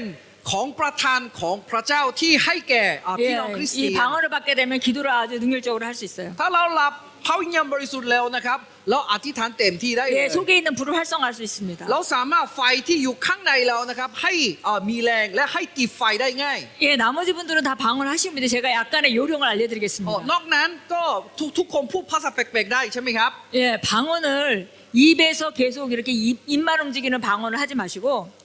บางคนนะครับพูดภาษาแปลกๆแบบไม่มีเสียง 자, 여러분 다 손을 갖다 두 손을 배에다 대겠습니다. ผมจะแนะนำวิธีการพูดภาษาแปลกๆที่เป็นประโยชน์ได้นะครับ ทุกคนเอามือของตัวเองมาติดในท้องของตัวเองนะครับ 예, 많은 경우에 사람들이 방언을 하라 그러면 입에서만 나불나불 해요. 지금 입만 움직여요. หลายครั้งนะครับพี่น้องคริสเตียนนะครับตอนอธิษฐานพูดภาษาพระวิญญาณบริสุทธิ์นะครับเขาอ้าปากอย่างเดียว พูดแต่ขยับแต่ปากอย่างเดียว 그런데 방언은 우리 영이 하나님의 성령의 도움을 받아서 우리 영이 하는 기도잖아요. แต่ว่าภาษาอธิษฐานภาษาพระวิญญาณบริสุทธิ์นะครับคือเราได้รับความช่วยเหลือพระวิญญาณที่อยู่ข้างในเราจึงวิญญาณของเราพูดออกมาใช่ไหมครับ 근데 여기서 나오는 것보다 배에서 나오는 걸 우리가 인식해야 합니다. เพราะฉะนั้นไม่ต้องนึกถึงว่าเราพูดออกมาจากคอหรือว่าปากแต่ว่าเราต้องนึกถึงว่าออกมาจากภายในคือท้องของเรา 지금 นะครับ 우리가 지금 속 안에 있는 빛을 관리하는 걸 지금 말하고 있습니다. ไม่ความว่าเรากำลังฝึกและคุมความแสงสว่างที่อยู่ข้างในตัวเอง 사실 이렇게 기도를 지속하게 되면 여러분이 육체가 성령의 역사에 민감하게 반응하게 됩니다. ถ้าเราฝึกเรื่องนี้นะครับร่างกายของเราก็เคลื่อนไหวด้วยกับพระวิญญาณด้วยเช่นกัน 그러니까 머리하고 영하고 따로 노는 것이 아니라 예, 그 영과 머리가 함께 움직이게 돼요. ไม่ใช่ สมองกับร่างกายแยกออกไป แต่ถ้าเราทำแบบนี้นะครับ สมองของเราและร่างกายของเราเคลื่อนไหวด้วยกับวิญญาณ 예, 로마서 12장 11절은 말합니다. ลงบทที่ 12 ข้อที่ 11 ก็บอกว่า 이 일에는 게으르지 말고 영 안에서 열심을 내며 주를 섬기라. 한 번만 더 예, 로마서 12장 11절. ลงบทที่ 12 ข้อที่ 11 ก็บอกว่า เราจะอ่านด้วยกันนะครับ 1 2 3 อย่าอ่อนลาอาจงมีจิตใจกระตือรือร้นด้วยพระวิญญาณจงปรนนิบัติองค์พระผู้เป็นเจ้าเอเมน 예, 영 안에서 열심을 내매라고 얘기했는데요. ทีนี้ก็บอกว่าจงมีจิตใจกระตือรือร้นด้วยพระวิญญาณนะครับ 예, 영어 표현에서는 영 안에서 불타올라라 이렇게 표현했습니다. ที่นี่บอกว่าจงมีจิตใจกระตือรือร้นด้วยพระวิญญาณสำหรับพระวิญญาณบริสุทธิ์นะครับคือ영어로 뭐라고? 불타오르라. 그 영에서 불타오르라. 그 말이 예. เหมือนไฟไหม้ครับกระตือรือร้นเหมือนไฟไหม้สำหรับแปลจากภาษาอังกฤษนะครับ 예, 다른 번역본에서는 ถ้าแปลอีก 예, ฉบับหนึ่ง 빛나고 그다음에 타오르라 이렇게 표현했습니다. ถ้าฉบับหนึ่งนะครับแสงสว่างมากขึ้นด้วยไฟไหม้ 그러니까 우리 영이 항상 빛나고 타오르는 상태여야 된다는 것이죠. ไม่ความว่าสำหรับดวงวิญญาณของเรานะครับคือเราควรจะเป็นสภาพที่กำลังจะมีไฟอยู่ 예, 그런 상태가 되면 우리가 모든 상황을 다루는 게 달라질 것입니다. ถ้าเราถึงสภาพนั้นนะครับเราสามารถครอบครองสถานการณ์ของเราคือแตกต่างกับเมื่อก่อน 그 영이 잘 빛나고 타오를 수 있도록 할 수 있는 것이 바로 방언기도입니다. เพราะฉะนั้นภาษาอธิษฐานภาษาแปลกๆนะครับอธิษฐานภาษาพระวิญญาณบริสุทธิ์เป็นคำอธิษฐานที่เราช่วยควบคุมสถานการณ์แต่ละอย่างด้วยไฟของพระวิญญาณ 또 말씀을 묵상할 때도 이런 일이 일어납니다. และเรื่องนี้นะครับก่อขึ้นกับเมื่อเราภาวนาพระวจนะของพระองค์ 예, 말씀에 묵상할 때 계시가 일어나죠. เมื่อเราภาวนาพระวจนะของพระองค์นะครับเรามีความประจักษ์แจ้งขึ้นมา 예, 계시가 일어나게 되면 바로 그 닫혀있던 거, 그러니까 우리 안에 갇혀있던 영광이 밖으로 나타나게 되는 것입니다. ถ้าเรามีความประจักษ์แจ้งขึ้นมานะครับพระสิทธิ์ที่ถูกซ่อนไว้ถูกบังคับไม่ส่องไปไว้นะครับปล่อยให้ออกมา 예, นะครับ 케빈 제다이 목사님이 봤던 그 그림 같이 우리 쇠조끼가 계시로 많이 뚫려 나간다면 빛이 많이 밖으로 나갈 수 있겠죠. เหมือนอาจารย์เควินเจไดนะครับที่เขาใส่เสื้อเล็กแต่ว่าความส่องสว่างของพระเจ้าออกมาน้อยเพราะว่าเสื้ออันนั้นนะครับถ้ามีความประจักษ์แจ้งขึ้นมารูในเสื้อเหล็กนะครับจะออกไปเยอะขึ้นกว่าเดิม 우리가 기도하고 또 말씀 고백하고 할 때 우리가 그 고백을 하면 어떤 일이 일어날 거라고 생각을 하잖아요. เพราะฉะนั้นหลายคนก็บอกว่าเมื่อเราอธิษฐานและสารภาพพระคำของพระเจ้าภาวนาพระคำของพระเจ้าคิดว่ามีอะไรก่อขึ้นอยู่ใช่ไหมครับ 예, 그 어떤 일이 일어나는 과정에 불이 역사하는 것입니다. ก่อนที่มีอะไรก่อขึ้นในตัวเรานะครับใช่ไฟทำงานก่อน 그래서 그동안 계속 그 스트러글 하던 어떤 죄 문제가 해결되기도 하고요. เพราะฉะนั้นตอนที่เราภาวนาพระคำของพระเจ้าเรื่อยๆนะครับไฟของพระองค์ก็ทำงานแล้วมีความบางสิ่งที่ทำลายชีวิตเราก็หลุดออกมาหรือเข้าใจออกมาว่ามีอะไรปัญหาที่ติดไว้ในเรา 예, 이 안에 있는 우리 안에 있는 영광이 계속 불타오르게 되면 연약한 육체도 치유됩니다. และเมื่อเรามีความประจักษ์แจ้งขึ้นมานะครับความอ่อนแอที่อยู่ในร่างกายก็หายไปทันที 예, 그래서 체질이 다 강건하게 되죠. ไม่ความว่าสุขภาพก็แข็งแรงขึ้นอัตโนมัติ 예, 아까 간증을 드렸듯이 우리 딸은 그 자기 가지고 있는 문제를 한 번에 해결을 했습니다. อย่างที่ดิฉันเป็นพยานเรื่องลูกสาวนะครับลูกสาวติดตัวมาหลายสิบปีแต่ทันทีทันใดนั้นเขาหลุดออกจากสิ่งเหล่านั้น 예, 이렇게 우리가 그 이 성령의 능력으로 말미암아 상황들을 우리가 해결하게 됩니다. เพราะฉะนั้นเราก็ควรจะแก้ไขสถานการณ์หรือปัญหาของตัวเองด้วยไฟของพระวิญญาณ 어떤 것이든지 우리가 붙들고 하나님의 말씀과 일치시키려고 내 환경을 일치시키려고 할 때 우리에게 필요한 것은 바로 이 불의 역사입니다. 네. 우리가 어떤 문제를 가지고 하나님의 말씀이랑 환경이 안 좋은 환경을 그 하나님 말씀으로 일치시키려고 할 때 필요한 것은 불의 역사입니다. การทำงานของไฟนะครับเรื่องนี้ครับเมื่อเราเอาพระคำของพระเจ้ามาเปลี่ยนความคิดเราเปลี่ยนจิตใจของพระองค์ให้จิตใจของเราให้ตรงกับพระคำของพระองค์จึงภาวนาอัมพระคำใช่ไหมครับใช่ครับ การทำงานฝ่ายก็ช่วยให้เราเข้าใจสิ่งเหล่านี้ และให้เราคิดเหมือนพระวจนะของพระองค์ครับ 예, 또 불이 잘 타오르게 할 수 있는 방법 중에 하나가 에베소 5장 18절부터 21절에 있는 말씀입니다. เพื่อไฟของพระองค์ทำงานมากขึ้นนะครับ จะอยู่ใน어디라고요? 에베소 5장 18절. เอเบโสบทที่5ข้อที่18นะครับ 예, 이것은 성령으로 충만하라고 말하고 있죠. เอเบโสบทที่5ข้อที่18ก็บอกว่า 예. เ 성령으로 충만해지는 พระวิญญาณ 방법인데요. 성령으로 충만해지는 방법인데 วิธีการเต็มไปด้วยกับพระวิญญาณคืออะไรครับ 다시 말하면 그 불이 타오르게 하는 방법이죠. วิธีการติดไฟในตัวเรา 예, 19절입니다. ข้อที่19 시와 찬송과 영적인 노래들로 지어 말하고 ข้อที่19บอกว่าจงประสายกันด้วยเพลงสดุดีเพลงนมัสการ และเพลงไฟจิตวิญญาณ คือร้องเพลงและสดุดีจากใจของพวกท่าน 예, 19절에 보니까 우리 경배를 말하고 있습니다. ข้อที่19บอกว่าสรรเสริญพระเจ้านมัสการนะครับ 여러분이 우리가 함께 모였든지 통성 기도를 하든지 아니면 집에서 혼자 기도를 할 때든지 찬송하고 แม้ว่าเรามาร่วมนมัสการด้วยเหมือนวันนี้ หรือว่าเราอยู่ในห้องส่วนตัวก็ตาม 예, 막 노래를 지어서 부르고 เราก็สรรเสริญพระเจ้ากันใช่ไหมครับ 주를 향해서 막 노래하고 주를 향해서 노래하고 เราสรรเสริญพระเจ้ากับพระองค์ใช่ไหมครับ 주님은 아름다우신 분입니다. 주님은 정말 대단하십니다. แล้วก็บอกว่าพระองค์สวยงามพระองค์ยิ่งใหญ่ใช่ไหมครับ 그리고 전에 불러보지 않던 곡조를 만들고 เพราะบางครั้งเราก็จะสร้างเนื้อเพลงใหม่ 이렇게 ร้อง 할 때 เพล 이 งพระเจ้า 환하게 빛이 밝혀집니다. ดังนั้นจะทรงสว่างของพระเจ้าก็พลุงขึ้น 자, 그 다음에 우리가 첫 번째 방언기도 얘기했죠. ก็ได้ผมดิฉันเองก็พูดถึงเรื่องภาษาพระวิญญาณอธิษฐานภาษาพ 두 ระวิญ 번째 ญาณนะค 말씀 รับ 묵상을 얘기했습니다. แล้วข้อที่สองคือภาวนาคือสารภาพพระคำ 예, นะครับ 세 번째는 우리 경배를 얘기했습니다. ข้อที่สามนะครับ 그리고 예, นมัสการครับ 여기 20절에 보니까 항상 모든 일에 우리 주 예수 그리스도 이름으로 감사를 하되 ข้อที่20คือนมัสการคือสรรเสริญพระเจ้าแปลว่าจงขอพระคุณพระเจ้าครับ 이게 성령 충만으로 살아가는 방식입니다. นี่เป็นวิธีการเต็มล้นด้วยกับพระวิญญาณ 예, 우리가 불평하고 뭔가 계속 그 짜증을 낼 때 성령 충만하면 사라지게 되죠. ถ้าเราบ่นหรือลินทาหรืออะไรนะครับ คือเราไม่สามารถจะเต็มล้นด้วยกับพระวิญญาณได้ 예, 우리가 누군가를 원망하고 할 때 그 타오르던 불은 이렇게 줄어들게 됩니다. ถ้าเราไม่ชอบไม่รักคนอื่นนะครับคือเราก็ไม่สามารถเต็มล้นด้วยกับพระวิญญาณได้เลย 그래서 삶에서 감사하는 말은 여러분 안에 불이 지속적으로 타기 위해서 가장 필요한 말입니다. เพราะฉะนั้นคำขอบคุณจากปากของคุณนะครับ จะเป็นวิธีที่ทำให้เต็มล้นด้วยกับพระวิญญาณ 그리고 여기 21절은 또 말합니다. ข้อที่21 하나님을 경외함으로 서로 복종하라. ข้อที่21ก็บอกว่าจงยอมเชื่อฟังกันและกันเนื่องด้วยความหยำเกรงพระคริสต์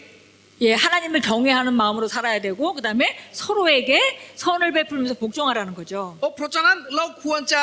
ยำเกรงพระเจ้า และเรายอมเชื่อฟังยอมกันซึ่งกันและกัน 예, 그럴 때 우리 안에 있는 빛은 지속적으로 타오르게 됩니다. อันนี้เป็นวิธีที่เราติดไฟพระวิญญาณข้างในเรา 예, 그리고 우리가 두 가지만 더 하겠는데요. 한 가지는 그로 신음하는 기도입니다. แล้วก็ผมจะดิฉันจะแนะนำอีกข้อหนึ่งนะครับมีอธิษฐานวิงวอนครับ 예, 이건 로마서 8장 26절 기도인데요. อธิษฐานวิงวอนนะครับอยู่ในโรมบทที่8ข้อที่26นะครับ 이것도 영의 기도인데 이거는 방언 기도랑은 좀 다릅니다. อันนี้ก็เป็นวิธีการอธิษฐานด้วยพระวิญญาณก็ตาม แต่ว่าจะต่างกันนิดนึงนะครับ 여러분이 아마 이런 걸 경험하신 분도 있고 경험하지 못하신 분도 있을 겁니다. คงบางคนประสบการณ์คำอธิษฐานนี้ และบางคนคงยังไม่ประสบการณ์ 네, เรื่อง 로마서 นี้นะครับ 8장 26절 같이 읽겠습니다. เราจะอ่านโรมบทที่8ข้อที่26ด้วยกันนะครับ1 2 3ในธรรมนองเดียวกันพระวิญญาณก็ทรงช่วยเมื่อเราอ่อนกำลังด้วย เพราะเราไม่รู้ว่าควรจะอธิษฐานขออะไรอย่างไร แต่พระวิญญาณทรงช่วยขอแทนด้วยการคร่ำครวญซึ่งไม่อาจกล่าวเป็นถ้อยค เอเมน 아멘. 여기 신음한다고 했죠.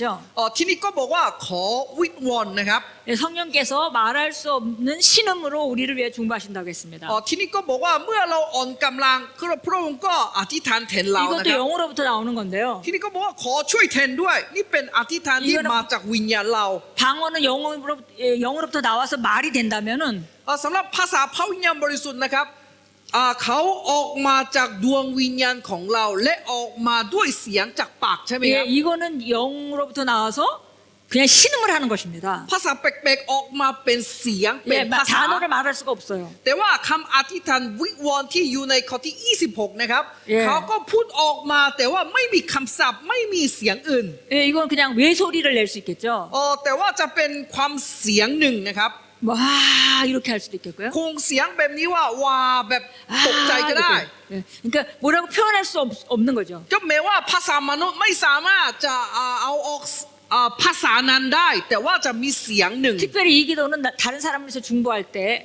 잘 활용됩니다. แต่ส่วนใหญ่คำอธิษฐานวิงวอนแบบนี้นะครับ คือส่วนใหญ่ใช้เพื่ออธิษฐานแทนคนอื่นนะครับ 예, อธิษฐานเพื่อคน 예, อื่น 상황이 너무 말하기조차 힘든 상황인 거죠. มันเป็นส่วนสภาพที่ไม่สามารถเราอธิบายได้ 그럴 때 그냥 외소리를 계속 내면서 우리가 중보하는 것입니다. เพราะฉะนั้นเราก็จะอธิษฐานด้วยเป็นคำอธิษฐานที่ไม่มีคำศัพท์ไม่มีภาษา 예, 신음하는 기도도 우리 영을 활성화하는 좋은 기도입니다. เพราะฉะนั้นคำอธิษฐานขอวิงวอนนะครับก็เป็นคำอธิษฐานเกี่ยวกับเราติดไฟในเราเพื่อเต็มล้นด้วยพระวิญญาณ 그리고 마지막으로 믿음으로 말씀을 따라 선택하는 삶도 우리 영을 강화시킵니다. แล้วก็ข้อสุดท้ายในวันนี้นะครับ네 다시 한번 믿음으로 말씀을 따라 선택하는 삶. ถ้าวิธีการติดไฟและติดไฟและเต็มล้นด้วยกับพระวิญญาณนะครับคือชีวิตที่ตัดสินใจตามพระวจนะด้วยความเชื่อครับ 예, 누군가를 용서하지 못하고 계속 용서하려고 그랬지만 용서할 수가 없던 사람을 오늘 결단하고 내가 용서하기로 딱 작정하고 용서할 때 그만큼 빛이 밝아지는 것입니다. สมมุติถ้าเรามีคนที่ไม่สามารถอภัยได้ไม่สามารถรักเขาได้ แต่ว่าเราตัดสินใจตามพระคำด้วยความเชื่อว่า ตั้งแต่วันนี้เรารักเขาอภัยเขานะครับงั้นเราก็ติดไฟพระวิญญาณแล้วเราก็เต็มล้นด้วยกับพระวิญญาณสองพระสิริที่อยู่ข้างในเขาก็ส่งออกมา 예, 힘들고 어려운 일이 있을 때 이것을 이기기로 승리하기로 결단하는 그 순간 그리고 딱 그렇게 움직일 때 그 빛은 밝아집니다. เพราะฉะนั้นเมื่อเราอ่อนล้าเมื่อคิดว่าจะหมดแรง ถ้าเราลุกขึ้นมาตัดสินใจตามพระคำนะครับพระสิริที่อยู่ข้างในเราก็ออกมาทันที 예, 힘들고 어려울 때 일이 잘 될 수도 있고 못 될 수도 있고 걱정이 되죠.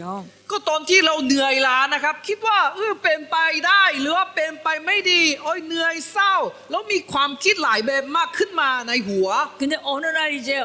어느 순간에 더 이상 그렇게 가지 않고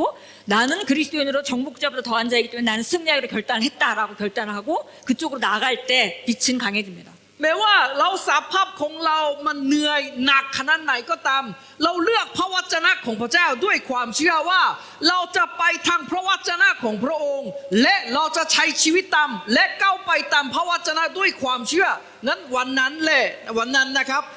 คือพระสิริที่อยู่ข้างในเราก็ออกมา 예, 우리가 우리 안에 있는 빛을 잘 관리하는 방법 몇 가지를 같이 나눴습니다. เพราะฉะนั้นดิฉันเองนะครับวันนี้นะครับแนะนำวิธีการคุมไฟที่อยู่ข้างในพี่น้องยังไงนะครับ 여러분이 다 하시던 일인데요. 여러분이 여지까지 이런 거 다 하시던 일인데 นี่เป็นสิ่งที่พี่น้องแต่ละคนมันทำมานะครับ 조금 더 의도적으로 여러분의 안에 있는 영광을 의식하고 ดิฉันก็อยากจะหนุนใจให้พี่น้องว่าลึกถึงไฟที่อยู่ข้างในตัวเอง 여러분 안에 있는 영광이 제한받지 않고 밖으로 많이 나타나는 것을 사모하고 และควรจะปรารถนาพระสิริที่อยู่ข้างในตัวเองส่งออกมาในชีวิตจริงของคุณ 지속적으로 여러분이 그 더 강한 빛으로 나타날 것을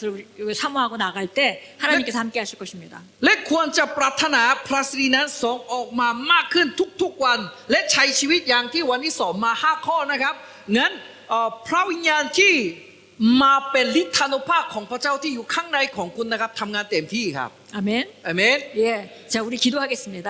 เราจะอธิษฐานด้วยกันนะครับ 예, 지금 배우셨던 대로 우리 안에 있는 영을 밝게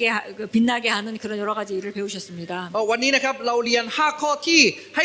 พระสิริที่อยู่ข้างในตัวเองส่งออกมาได้ 예, 방언으로 우리 배에다 손 얹고 방언으로 배에서부터 나오는 영의 기도를 시작을 하겠고요. เราจะเริ่มอธิษฐานภาษาพระวิญญาณนะครับ 예, 기도하시다가 아까 우리 병배로 그 자연스럽게 그 새 노래를 지어서 만드셔도 되고 방언으로 찬송을 하셔도 되고 이게 여러 가지로 여러분의 그 빛을 밝게 만드는 그 기도를 하도록 하겠습니다. แล้วก็ตอนที่อธิษฐานภาษาแปลกๆถ้าอยากจะอธิษฐานร้องเพลงสรรเสริญพระเจ้าด้วยพระวิญญาณก็ร้องเพลงออกมาเลย 아멘. เอเมน 아멘 기도하겠습니다. งั้นเราจะอธิษฐานด้วย 자, 배에서 จากท้องนะครับ 네, 성 얹고 야 영으로부터 방언 영으로나 배에서부터 나오는 우리 방언을 시작합니다. จากวิญญาณนะครับเราจะพูดภาษาพระวิญญาณออกมานะครับ 아야야 가르바사르바살라부시 아야야 카야바사르바 아라라와리 가르와사 하야카야 하야하야하야 하야야 카야 아라라와리 가르와르바살라 아르와사르와르바사르바살라 아르와사르와사르바살라 아르와사르와사하카야바사 사하야바사바사바사 바리리바사 아라라와리 가르와르바살라 아라라와리 가르와르바살라 아라라와리 가르바살라 하야야 카사바사 아라라와리 가르바라바사 아라라와리 가르바라바사 아하야카야 아야야 코사바사 아야야 카사바샤바사 아야야 카사바사 아야야 카사바사 아라라와리 카사바사 아라라와리 카사바사 카사 아야야 카사바사 아라라와리 카사바사 아야야 카사바사 아라라와리 가라와리 가야바사 아라라와리 가라바라바사 아야야 카사바사 아라라와리 가라바라바사 아라라와리 가라와요 가야바사 가야바사 가야바사 가야바사 아야야 가야바사 아라라와리 가야바사 아야야 가야바사 아야야 가야바사 아야야 가야 가요 가야 사할라쿠바 할라쿠바 할라쿠바 히힐라쿠바 살라쿠 할라쿠바 키알라칼라 티아콜라발라 카사할라 하발라부세 헬라콜라 하야콜라부세 하야콜라 하바야콜라 하바야칼라 하바야칼라 홀라칼라바사 할라콜라바사 할라콜라바사 할라콜라바사 할라칼라바사 할라칼라바사 할라칼라바사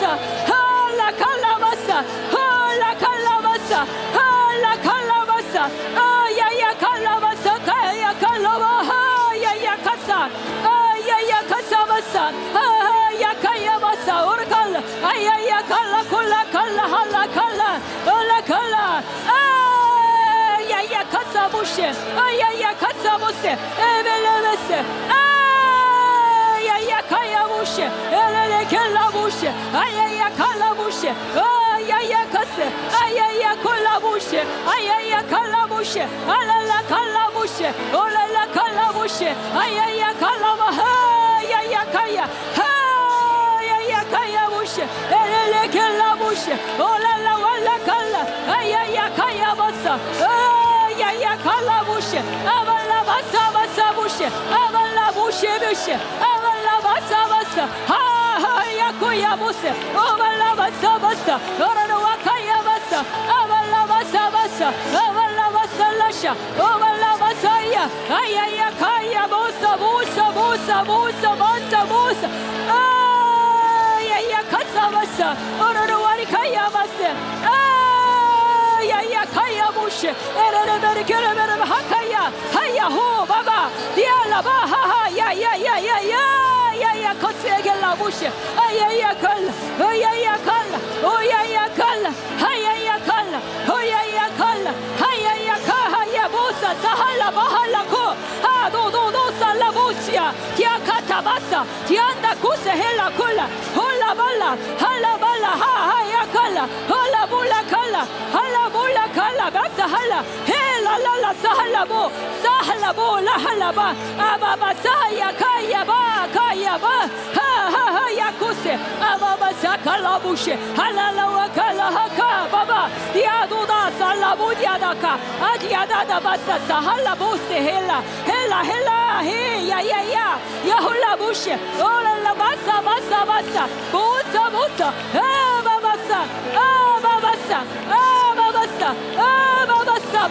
babasa Avala bahakaya haka hakaya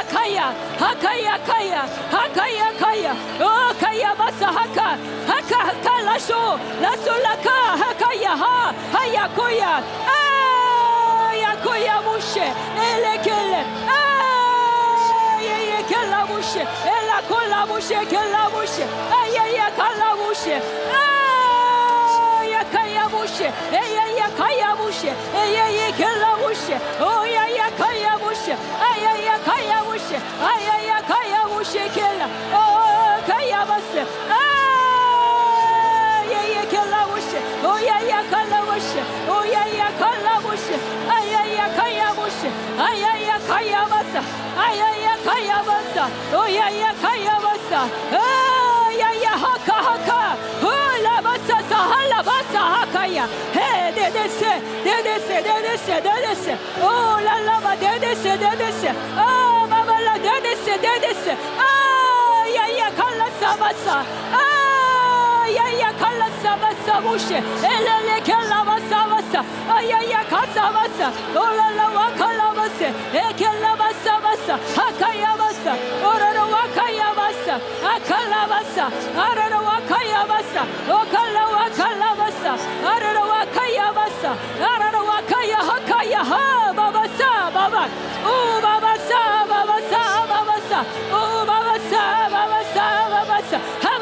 ha baba ororo baba oh ya kala basa ha ya kaya basa oh ya kaya basa ha ya kaya oh ya kaya kaya basa oh ya kaya basa ya kaya mushe oh ya kaya basa kaya oh ya kaya basa oh ya kaya mushe ya kaya mushe kaya basa kaya oh ya kaya basa kaya ya kaya basa ya kaskelo hakaya hakala basa hakaya basa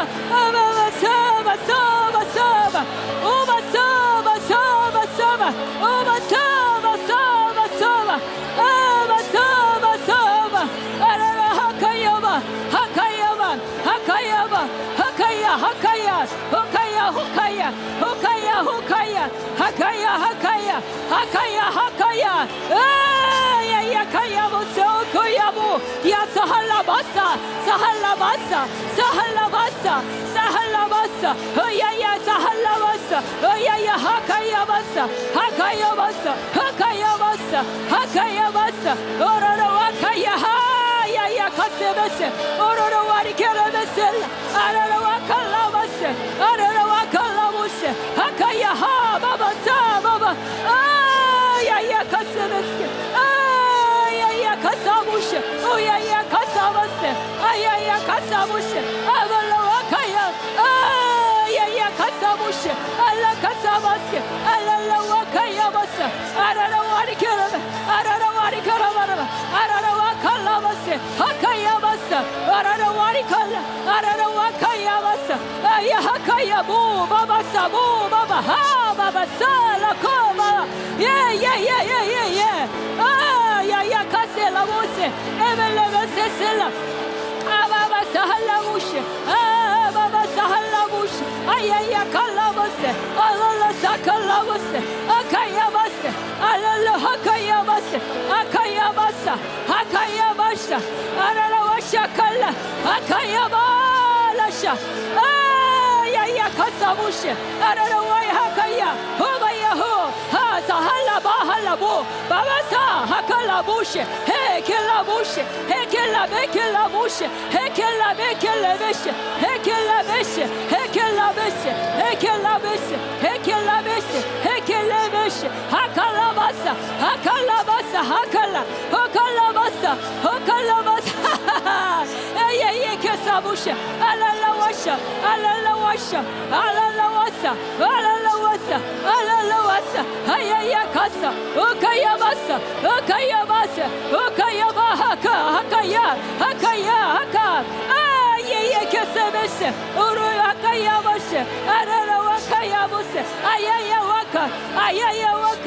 아야야와카 오야야와카 오야야와카 아야야와카 하카야보시 켈로보 켈로보시 켈로보시 켈로보시 켈로보시 켈로보시 켈로보시 켈로보시 하야야야야야 อธิษฐานด้วยกันนะครับ 하나님 아버지 ขอบ 감사합니다. คุณพระบิดา 저희가 정말 아들의 형상을 본받기 원합니다.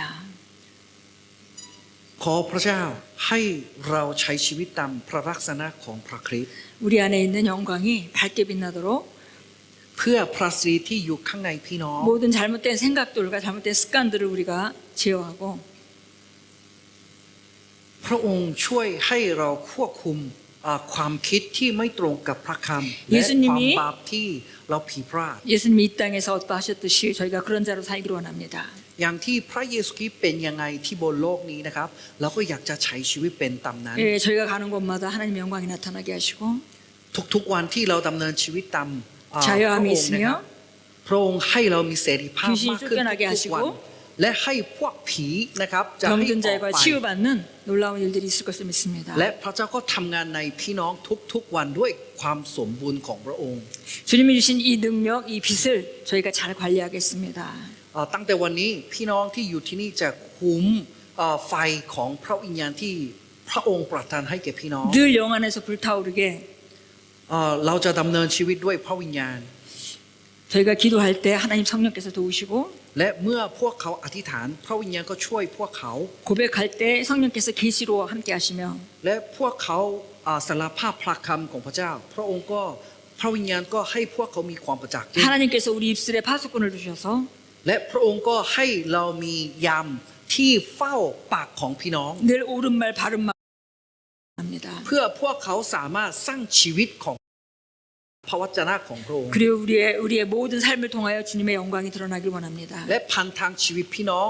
ทุกๆส่วนในชีวิต เราอยากจะเห็นพระสิริของพระเจ้าที่ 예, ออกมาจาก 오늘 ชี 한 วิตพี่น้อง 결단 위에 주님께서 기름 부어주시고 การตัดสินใจของพี่น้องในวันนี้นะครับพระเจ้าอวยพรให้เต็มที่ 돋는 해와 같이 점점 빛나는 그런 영광 가운데 살 수 있도록 하실 것을 믿습니다. และดิฉันเชื่อมั่นใจว่าพวกเขาดำเนินชีวิตตามพระสิริที่พระเจ้าฝากไว้กับพวกเขาตลอดไป 주 예수 이름으로 อธิษฐานในพระ 기도합니다. นามพระเยซูคริสต์เจ้า 아멘. 아멘. 아멘. 아멘.